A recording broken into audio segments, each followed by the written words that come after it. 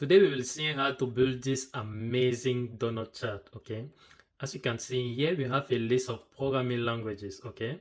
And here we have different languages, okay? For example, for this blue goes for Swift, okay? And this green goes for Kotlin and so on, okay? So as I said, in this video, we will see step by step how to accomplish this result. In order to save us some time, what I have here, I have a basic setup, okay? So what I did, I have this model, okay, this model of language, and for each programming language, we need an ID, we need the name, and we also need this percentage, okay? And here inside of view, we simply have this list of languages, okay? And here inside this body, we only have this image and this text, okay? So the only thing I added is this model and this list, okay? Now, what we want to do, we want to build a chart, okay? So here we can remove this V stack, and what we want to call this chart. And here we have an error, cannot find chart in scope, okay? So to remove this error, what we can do, we can come here and we can import a chart. And normally the error should go away, and as you can see, we have a different error because now we have to construct this chart, okay? So here, the first thing we need to provide, we want a chart of languages, okay? So we need to provide this on languages, which is this list, okay? And now what we want to do inside this chart, what we want to call this on sector mark. So it's going to be sector mark. And inside this on sector mark, what we need to provide an angle, okay? So here it's going to be angle. And for this angle, we need to provide this value. And as you can see, for the value, what we need the key, we need the label key, okay, and we need the value, okay. So that's the reason why for this model, we have a name, which is the label, and we have this percentage, okay, which is going to be the value, okay. So yeah, for this value, the first thing, as we said, the first thing we need is this name. So we can get the name here, okay, from this language, okay. So we can copy this. And here, what we want to say is we want to provide this name. And here for the value, we want to do the same thing, but here our value is a percentage, okay. And perfect. As you can see, we have our chart, okay, our initial chart, okay, which for now does not look good, okay, but let's work on it. Let's keep working on it, okay. So now the next thing we want to do, as you can see here on the finish app, okay, we have this on radius here, okay. So in order to add this, okay, what we want to do after this angle, okay, what we want to do, we want to add this inner radius, and we want it to be 0.6. And as you can see, we have this inner cycle, okay. The next thing now we want to do, as you can see here on this chart, we are not able to differentiate the different part of this chart, okay? Because here on the finish app, we can clearly see that we have different part for this chart, okay? So we want to have the same thing here. And in order to do so, what we can do, we can add an angular inset, okay? Because right now, even though we are not able to see it, this chart is divided, okay. It's just that the space, okay, this space or this gap between those two elements right now is so thin, okay. So what we want to do, we want to increase this gap, okay. Here we want to add this angular inset, okay, and here we can provide this 8, okay. And as you can see, what we will do, it will increase this gap, okay. But now we have another problem, because here all of our languages are blue, okay, but we don't want this, okay, because we want to visually see the difference between each part, okay. As we can see here on the finish app, okay, we can see that Swift here is blue and Kotlin is green, okay. So we want to visually see it, okay. And what is the best way to do so?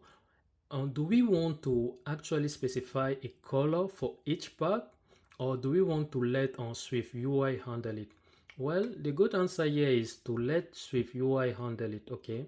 So yeah, how can we achieve this? Okay, how can we tell SwiftUI that we want each part of our chart to have a different color? Well, in order to do so, what we want to come on this on sector mark, okay? And we want to add a foreground style. And yeah, for this foreground style, what we need to specify, a way for SwiftUI to know, okay, that for each element, okay, so we want a way to differentiate each element of this array, okay. So what we can do, we can differentiate it by the name, okay, because as you can see here, each element of this array is different, okay, because we cannot have the same name for two elements, okay, which makes sense because if, for example, we have the same element, we will simply merge those two elements into one, okay. So if for us it's safe, okay, to differentiate it by name. So what SwiftUI will do here is it will come on this foreground style, okay, because the foreground style is to apply a color. So we call here and we say, okay, for each part of this chart, I need to provide a color, okay, and I need to provide a different color according to the name, okay. So each time I found a new name, I need to provide a new color, okay.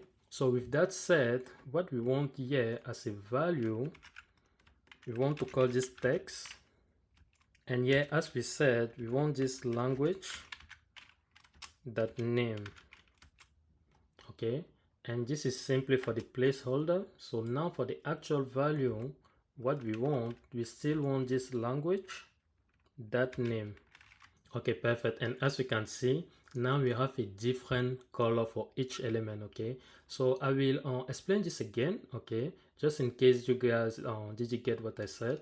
So yeah, what's going on is we don't want to actually specify ourselves the color for each element, okay, simply because we are lazy, okay, we are developers, we are lazy, okay. So what we want to simply tell SwiftUI that, okay, go through this list of languages, and for each element, okay, based on the name, okay, this is why we have this by. So for each element based on the name, give a different color, okay, give a different color for each name, okay. So this is basically what we are saying here, okay. Now the next thing we want to do, we want to add this annotation, okay, and to do so, what we can do, we can come here and add this annotation, and here we want to specify the position, and here for us the position we want is that overlay, okay. Why overlay? Simply because here we want this annotation to be on top of our chart, okay, as you can see here, okay.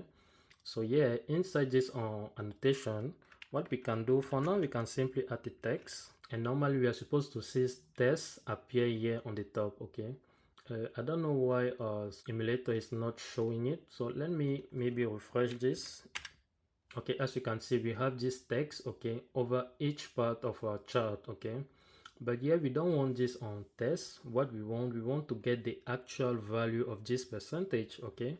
So what we can do, here we can remove this test, and here what we want to get this percentage, okay. So we can first of all call this int, okay. Why are we calling this int? Simply because here this is a double, okay, and because this is a double, we want to convert this into a integer first, okay, because here we don't want to show 0.1 or 0.15, okay. So here we call this language, and what we want to get the percentage, and once we have this percentage, we can do it times 100 and simply add this percentage symbol, okay. And as you can see, it will take, for example, this 0.3, okay. It will multiply this by 100, okay, which is 0.3 times 100 is 30, okay, as you can see. And here we'll simply add this percentage symbol, okay. And here we need to add some style to this text. So what we can do, we can simply copy and paste what we have on the finished app. And as you can see, everything is looking good, okay. And we are getting close to our finished app, okay.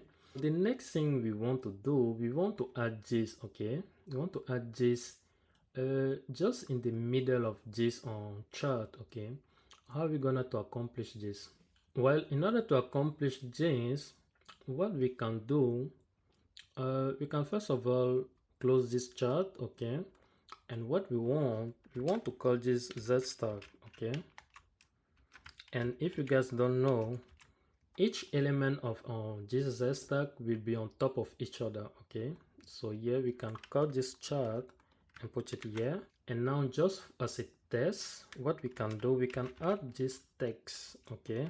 And as you can see, if we simply add this text, okay, this text will be at the center of this chart, okay, simply because this Z stack, okay, will put this chart first, okay, and then it will put this text just in the middle, okay.